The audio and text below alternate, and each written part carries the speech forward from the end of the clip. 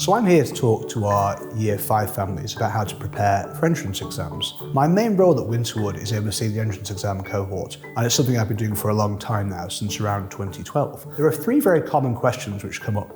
People will say to me, how much preparation should I be doing? When should I start preparing? And what does a typical Year 5 program look like? Now, to me, they're all versions of the same question.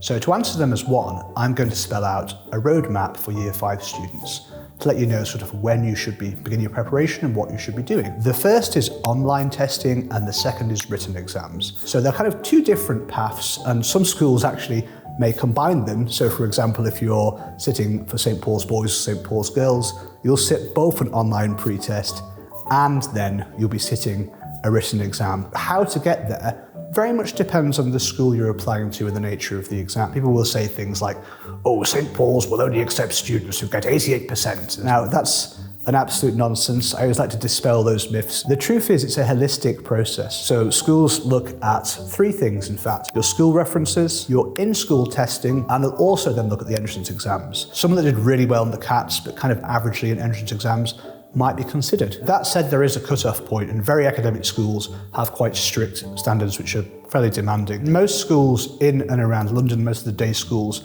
and the major boarding schools on the periphery, they'll be academically competitive and you'll need to prepare to get through to interview and to be considered for a place at the school. So how to prepare, that's a different question.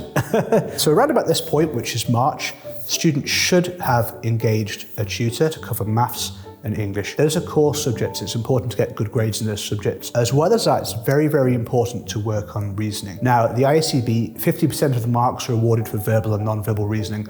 On the consortium exam, it's 40%. So it's really important not to overlook that. At Winterwood, we run a weekly reasoning course at the office. I'd very much advise that, or certainly make it a part of your preparation. Now, something we also do, which is crucial, is we run a mock exam program starting in April, and that allows us to benchmark students and appraise progress so we can talk about suitability for schools, but also, more importantly, we can flag certain topics which must be addressed, like it's very specific feedback. We know exactly what to work on if a thing is missing or if something comes up. So if you have weekly English and maths tutoring, some kind of reasoning provision, and in the background, a mock exam program, you can be quite confident that you will cover all the rule-based work that you need before the summer. After that point, when you return to school, many schools will sit CAT exams or in-CAS exams. It's quite important to prep for these as well. I wouldn't advise any family to do that beforehand because it's really important for people to not place too much pressure on students, and trajectory is really important. You must kind of reach your apogee at the right point. Half term